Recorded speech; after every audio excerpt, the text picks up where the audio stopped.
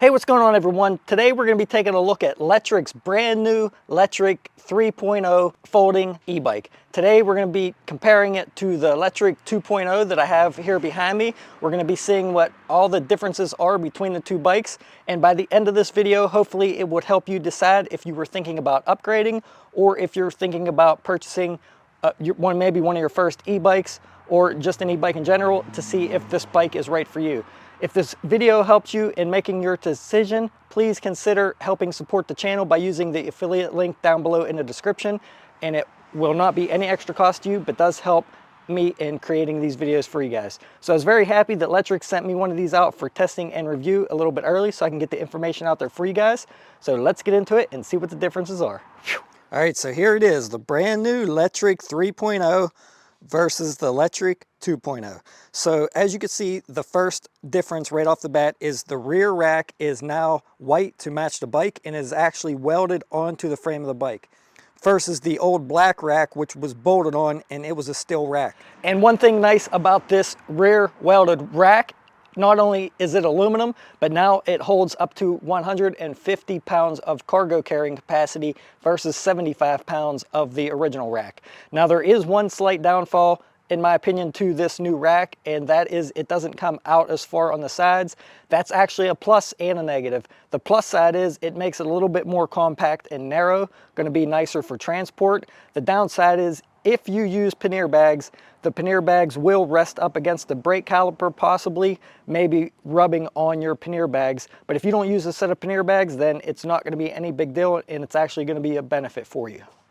Now the next difference you're going to notice is the paint job on the frame is a little bit different versus the old bike.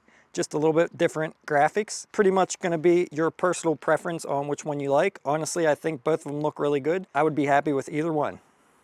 Third difference is the seat. You could see on the new Lectric 3.0 that the new seat is definitely a lot sportier than the old style seat, which most people tend to change out. The old seat's pretty uncomfortable.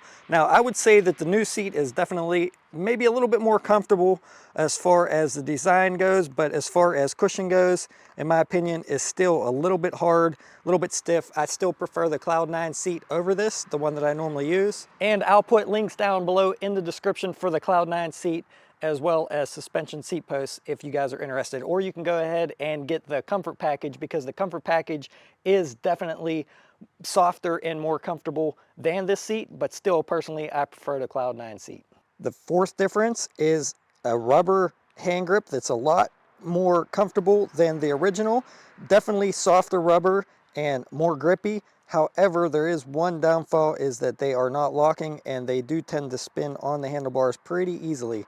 So a lot of people may not like how easily they spin on there versus the old ones that are a little harder and definitely not spinning on the handlebars. But like I said, the new ones are definitely more comfortable. The next difference is the pedals. They're still aluminum and folding, but they are no longer Welgo pedals. They are about a 1/4 inch more narrow this way and a 1/2 inch longer than the 2.0 pedals, and they have pointier spikes on them to help keep you from sliding off versus the original 2.0 folding aluminum Welgo pedals. On the 3.0, the 3-inch tires are actually Lectric 3.0 branded now, and there's really no other name brand on it. It does say WD on the tires, and the tread pattern is going to be a little bit different versus the Chow Yang 3-inch tires that came on the 2.0. And now two of my favorite new features that now comes on the 3.0. The first being that it comes with a 20 amp controller versus an 18 amp controller of the original XP and the 2.0. So that's going to give you a little bit more power, supposed to be 20 more Newton meters of torque, 55 versus 35. So we're going to definitely be testing it out on the small paved hill that I tested the Lectric 2.0 out on, and we're going to see if it performs any better than that coming uphill. Now there is one thing I kind of noticed about that, and we'll go over that in that hill test, so make sure you guys stick around to see that. Another thing to note about this new motor is that the motor wire no longer comes out of the end of the rear hub bolt. The motor wire now comes out between the frame and the rear rotor. If you guys can see it right there, it comes out there, gets routed down underneath the frame here and makes the connection here before it goes into the controller. So if something would happen and your motor quits working, make sure you check this connection right here. But in my opinion, that wire being in there and then routed underneath here is a little bit better because you don't have to risk the wire getting damaged if your bike fell over or if you hit something out here, because it's no longer easily able to be seen. The second awesome feature that I think they needed to include since the very first bike that I bought and reviewed, the Lectric 3.0 now comes with an 11 to 28 freewheel, and that is amazing because now when you're pedaling at higher speeds, especially if you unlock the bike to a class 3 bike to ride off-road and it's able to go up to 28 miles per hour, you're able to keep pressure on those pedals and are going to eliminate pretty much your ghost pedaling, and you're still going to be able to put input into the bike, which is going to get you longer range and give you a little bit more exercise when you're traveling at higher speeds. Just going to be better pedaling experience overall in general throughout the range of the gears. And in my opinion, this freewheel should have been included on all their models, and that's why I upgraded it on my initial original Lectric XP. So if you guys have one of those and want to see how to do that, make sure you check out that tutorial video and why I upgraded it on that. But it's awesome now that they include an 11 to 28 because almost all e-bike companies, most of them that I've reviewed, always have that 14 to 28 freewheel on there, and you always run out of pedal at around 20 miles per hour. So really nice. Thanks for upgrading that, Lectric. And I'm going to strap a GoPro on the back of each bike, the 2.0 and the 3.0, and I'm going to show you exactly how much the difference is on pedaling with the new freewheel versus the old 14 to 28 freewheel. So make sure you stick around to see that. So the next main difference is the brakes.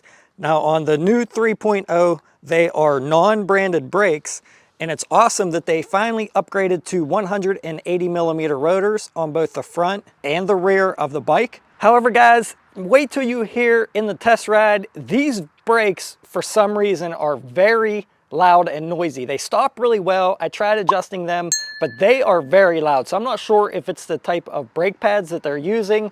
I know the original Lectric used a ceramic metallic pad. Not quite sure what these pads are. I didn't take them out and try to look whether they're ceramic metallic or full metallic.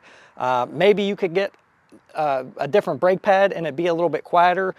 Really nice that they upgraded to 180 millimeter rotors. Probably not a big deal that they're non-branded brakes because they do seem to be working. However, like I said, very, very noisy brakes. But when I go on the test ride, we'll take a look and see if that noise goes away. Maybe they just need bed in a little bit more. So we'll see how they do on the ride test. All right, so the next difference I noticed on the 2.0, the handlebars are maybe about an inch higher for the minimum handlebar height versus the 2.0. And the reason for that, I believe, is the shocks on the 3.0 are a little bit different now and maybe just slightly taller. And also the folding stem on the handlebars is slightly taller right here than on the 2.0. So that's what makes that just a little bit higher. And with that being said, on the front suspension, being that it is a little bit different and a little bit taller, there is no longer a hydraulic lockout on the right-hand side. It's just a spring mechanical lockout there. So in my opinion, that's a little bit of a downgrade. But with that being said, on the 2.0, I always left it in the softest position and never really adjusted it anyway, and I was fine with that being 165 pounds. So more than likely, this is going to be okay for most people, but like I said, in my opinion, I do feel like that's a slight downgrade not having that hydraulic lockout. And the new 3.0, the handlebar width is 1 inch wider than the 2.0. So that's going to give you a little bit better of a grip and a little bit more control being a wider handlebar, which is nice. And the handlebar mount on the middle is upgraded to a thicker size. It's now 31.8 versus the old 25.4 millimeter handlebar. So if you do want those swept back handlebars, make sure you guys order the correct one. And I'll put down below in the description as well a link for the correct handlebars for this if you want those mustache style handlebars like I recommended on the old Lectric 2.0. Or actually, I did the video on the 1.0 on those. So with that being said, the seat height is about the same on both. You might have about a 1/4 inch lower seat height on the new 3.0 because of the seat design, but very minimal there on height. I believe this one measured at around 29.5 inches when I measured it, and this one was like 29.75 to almost 30 inches. So really, really similar on seat height there. But without further ado, guys, I think that's about all the main differences on the 3.0 versus the 2.0. So let's take this thing out on a long ride test and see how this bike performs. Now this one is the long range version with the 14 amp hour battery. You can also get it with, I believe, a 9.6 amp hour battery, which will be a little bit cheaper. So let's get out there and see how it does. All right, here we go on the Lectric 3.0. we're gonna go up the hill and see how it performs. I'm gonna be in throttle only, pedal assist 5, and we're gonna see if it takes me to the top. Now, if we hit 4 miles an hour, that's when I would usually stop this test. Let's see how it goes. 7, 6, 5. Right here is where the Lectric 4, so not too much further than the Lectric 2.0, but it is holding steady at 4 miles an hour. The rest of the way up the hill, did not pedal at all.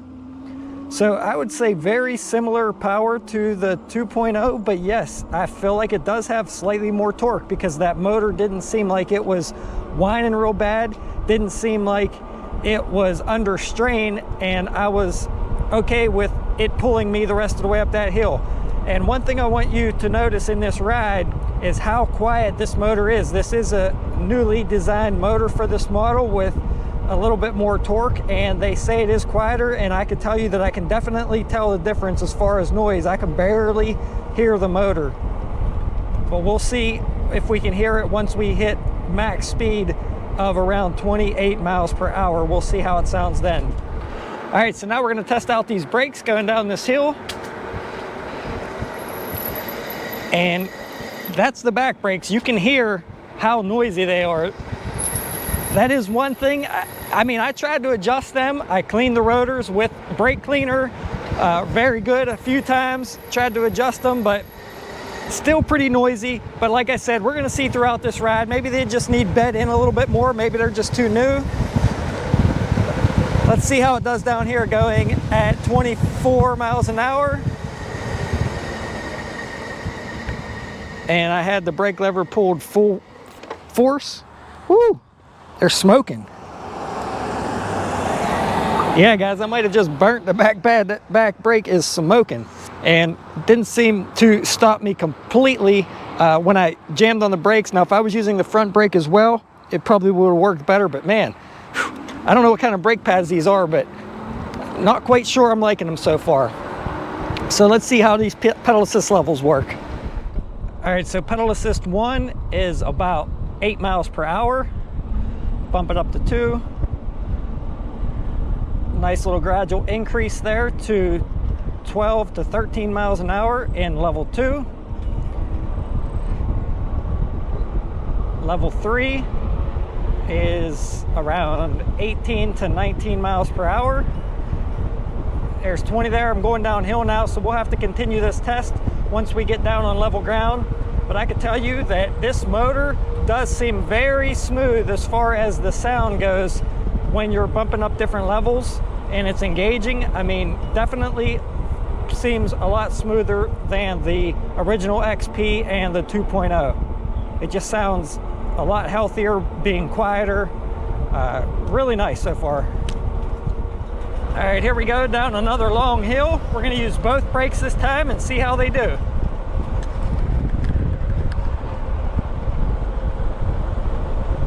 .24 miles an hour. Good stopping power using both brakes there, but man, that front one's really loud. I think the back one may have quieted up slightly since I pretty much tortured it down the first hill and had it smoking.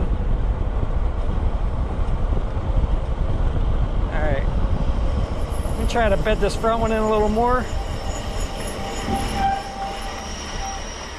You can hear how noisy it is. So yes, quiet motor, loud brakes.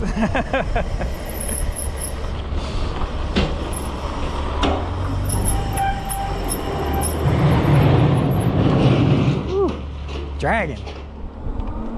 All right, here's pedal assist 3 again.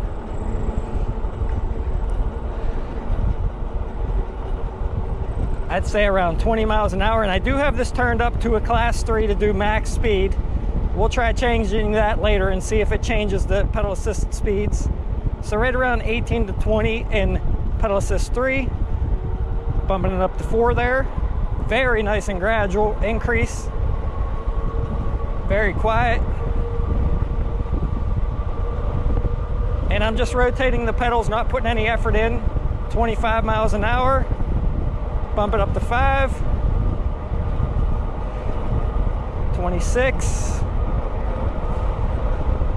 27.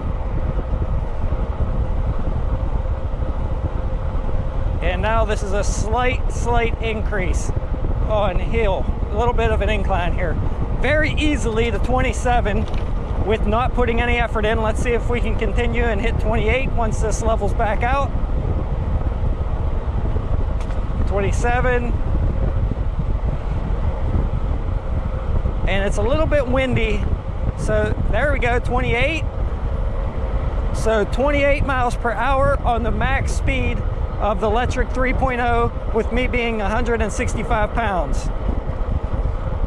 And this is about what I'm pedaling at 27 miles an hour, and that's why the 11-tooth freewheel is awesome on this bike, because you can still maintain pressure on those pedals at higher speeds. Let me give you a different view of that. All right, they still use a Shimano Tourney derailleur, which is entry level, but you can still see that it shifts through those gears very easily, because on a hub drive motor, all your power is coming from your wheel. And to be honest, you really don't need a super good derailleur because it still shifts through very smooth. All right, here we go. Let's shift through the gears here, up into 7. And this is 7th gear on that 11-tooth sprocket. 25 miles an hour, 26, still putting pressure on the pedals, 27, feels really nice guys, 28, very good in cadence here, still have pressure on the pedals. They should have this freewheel on every bike. All right, I just stopped here to remove my GoPro off the back and the mount so I didn't have to ride with it hanging there the whole time. But if you guys need a good bag for the back, this Rock Bros bag has been my favorite. It has flip down panniers. If you guys follow my channel, you already know. But that bag fits on that back rack perfectly. The way that the straps go in front of this rail, in front of this rail, and then these two go around this front to keep it from sliding back, fits really well. I'll also link down below in the description all my accessories, like my cell phone holder that I always use, and a few other things, lights, locks, things like that. So if you guys are interested in any of the accessories that I use, make sure you check the links out down below in the description, and you guys can pick those up on Amazon. All right, let's get back to the ride. And for those of you that like cruise control, it still has cruise control, which is set up the same way as the original Lectric and the Lectric 2.0. You just hold the throttle steady and then hold the down arrow button for a few seconds to activate cruise. To disable it, you either hit the throttle or pull a brake lever to disable it. Hey guys, can you hear that? Yeah, me neither. That motor's super quiet. 27, 28 miles an hour, and I can't hear it at all.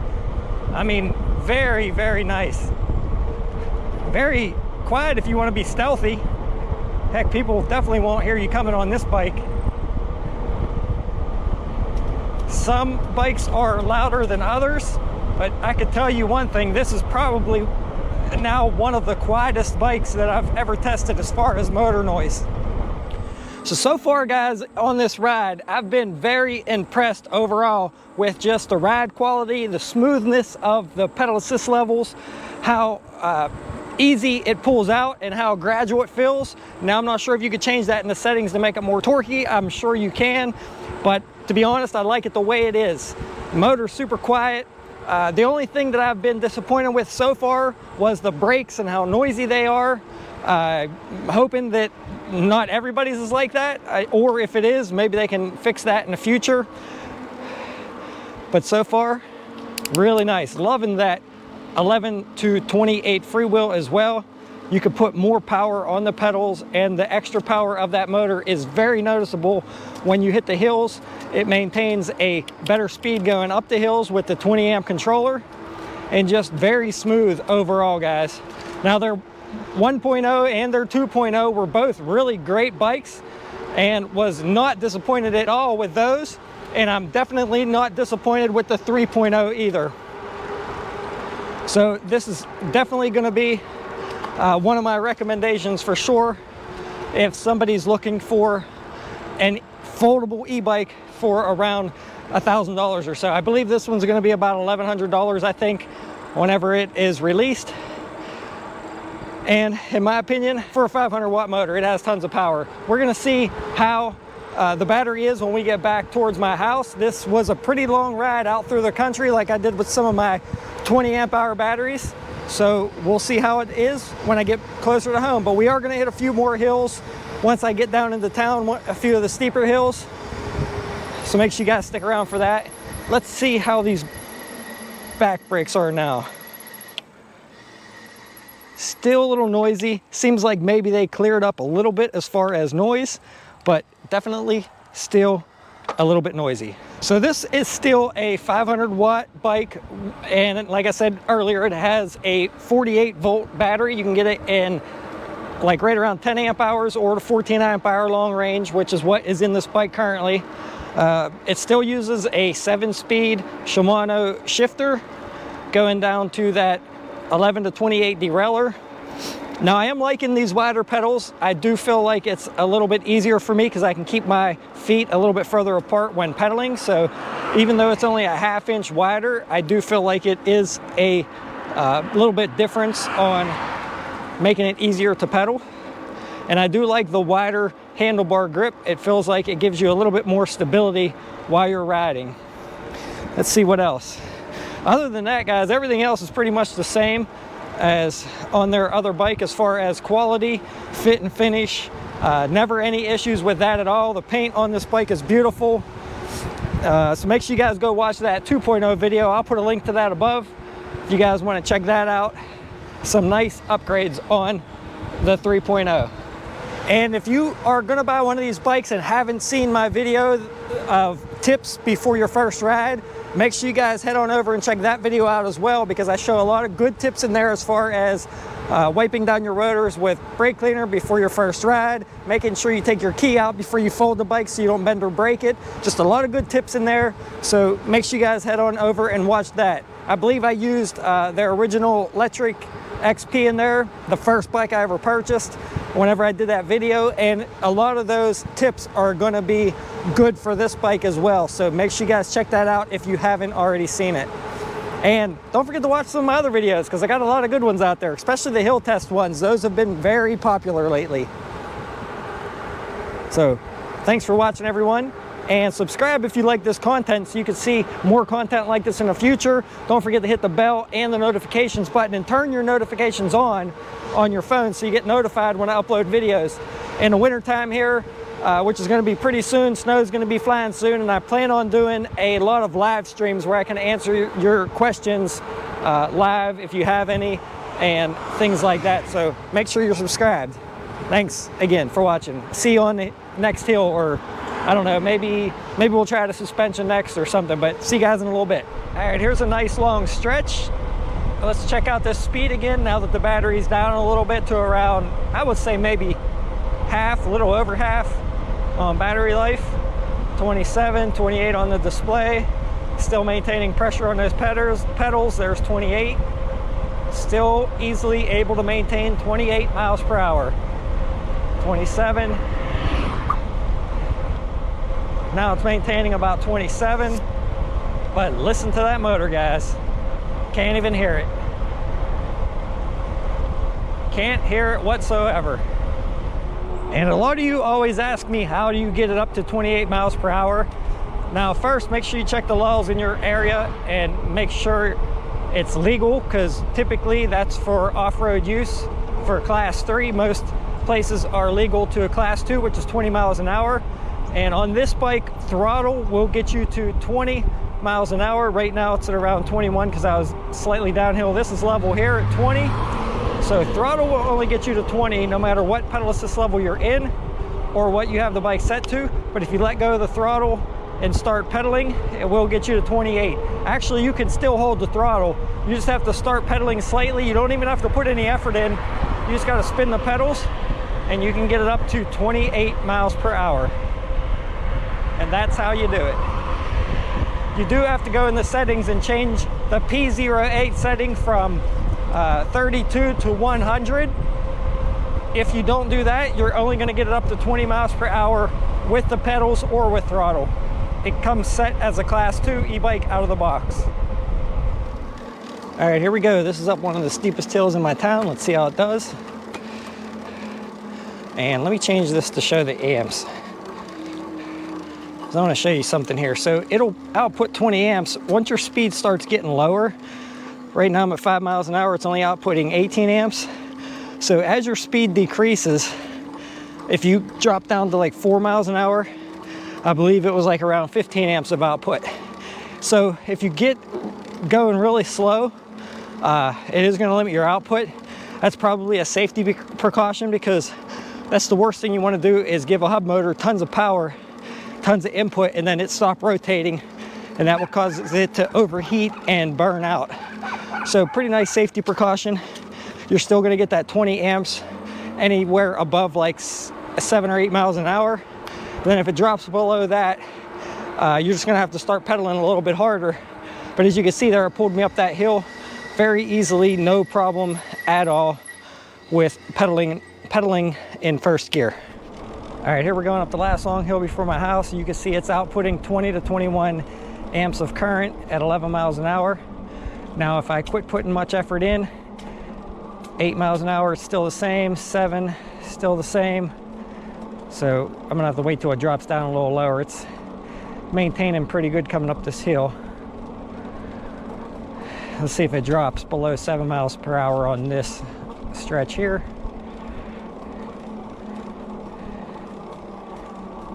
7, 6. So what's odd is it doesn't seem like it's dropping current much now. When the battery was fully charged and I was dropping below 7 miles an hour, it was limiting the amperage output, maybe because the volts were way higher. So maybe it only limits the amperage output when your volts are very high. That's a good possibility, because I don't see it limiting my current now once I'm hitting a slower speed. But we'll try it again on the first hill that I came up in the beginning of this test once we get to that, and we'll see if it limits the current there. About 20 miles. Brakes are still very noisy. So yeah, the brakes definitely need some improvements. All right, here we are back at the first hill that I came up in this test. My battery is now at almost 45 volts. This is after almost 20 miles of riding. The trip meter on here is actually wrong because it froze and I had to reset it. But I started this ride at 4 miles and I'm now at 23 miles, so about 19 miles. Let's put it on the amp meter on the current, and we're gonna see how many amps this pulls coming up this hill and at what speed. Like I said, when I did this test with a full battery, it seemed like it cut the amps down to 15 once I hit about 4 miles per hour. So 19 amps of current at 9 miles an hour, 18 at 6, 17, 16 at 3, 15 at 3, 14 at 2. So it does cut your amps down a little bit when you slow down. That's probably normal. That's, like I said, probably a safety precaution. But look at this, guys, right up the hill, no problem, pedaling in gear 1, even after 19 miles of riding on that 14 amp hour battery. All right, so now that the battery's down a little bit, pedal assist 3 is about 16 miles per hour, but I'm gonna go ahead, bump it back down to a class 2 e-bike. Max speed of 20 miles per hour. And to do that, you just hold the plus and minus, go into your P settings, go to P08, change that from 100 back down to 32, and we'll see if it makes any difference in those pedal assist levels now. Pedal assist 3, it's looking like about 15, 16, so no, it did not change pedal assist 3 speed. Let's try pedal assist 1. Oh man, them brakes. And it's looking like still about 7 miles per hour. So regardless of how you have the speed set, whether it be 32 to a class 2 or 30 or 100 to a class 3, pedal assist levels are still going to be about the same, except you're going to be able to reach higher speeds once you hit pedal assist 4 and 5. All right, guys, so this was not meant to be a range test, but guess what? The battery is dead. I made it back. I was riding around the parking lot a little bit and noticed that the power was starting to limit me on the current output. Right now, I'm in pedal assist 5, and it's only giving me 4 to 5 amps of current. So basically, the battery is dead. So this ride, I went 22 miles It was out through the country, up and down all those hills. I was unlocked to class 3, traveling at pretty much max speed most of the time. I was pedaling a good bit because you have to pedal to get that max speed of 28 miles an hour. Especially when I hit the hills, I was pedaling, putting some effort in. But guys, I'm pretty tired after that long ride. So that's pretty much all I typically want to do in a day anyway. But 22 miles on the 14 amp hour battery, if you guys are wondering. Now, if I was on a bike trail level ground, I could get way more than that. I think it was 37 or 38 miles out of the original Lectric 10.4 amp hour battery. Make sure you guys go check out that video. It was an awesome video where I rode in pedal assist 2 and 3 on a flat level ground to see how far I could get, and it was like 38 miles. So with this battery, I should probably get somewhere over 50 miles, I would imagine, on a bike trail doing the same with that. But with around here, unlocked, full speed, hitting a lot of hills out through them countries, riding fast and hard, 22 miles. So not bad, guys. 22 miles overall. If you want to have pretty much the same range on your bike, then make sure you guys get the 14 amp hour long range version. And typically around here on rides with the 10.4 amp hour battery, I used to get somewhere around 18 miles or so, and not really riding as hard as I did today. I feel like I rode harder today than I typically do, just because I wanted to get this test done, wanted to see what this bike had. But there you go, 22 miles max range out of the 14 amp hour battery, riding around here in the country. So let me know what you guys thought about the video. I forgot to test the front suspension in here. Honestly, guys, the front suspension is pretty similar to the 2.0 in my opinion. Like I said, doesn't have that hydraulic lockout, but as far as smoothness goes, I would say it's about the same. And overall, very impressed with the bike, guys. Very smooth, very quiet, very nice, other than the brakes. Lectric, do something about these brakes. So if you guys are interested, like I said, I'll leave links down below to all my accessories, my bags, bike locks, bike alarms. Definitely got to get a bike alarm. They're real cheap, like 18 bucks. The bike, please use the link below to help support the channel. Don't forget to subscribe, hit the notifications so you can see my next video, and turn the notifications on your phone so you know. Maybe join in on a live stream in the future. Until then, I will see you guys around on the next one. Thanks for watching, and check out some other videos.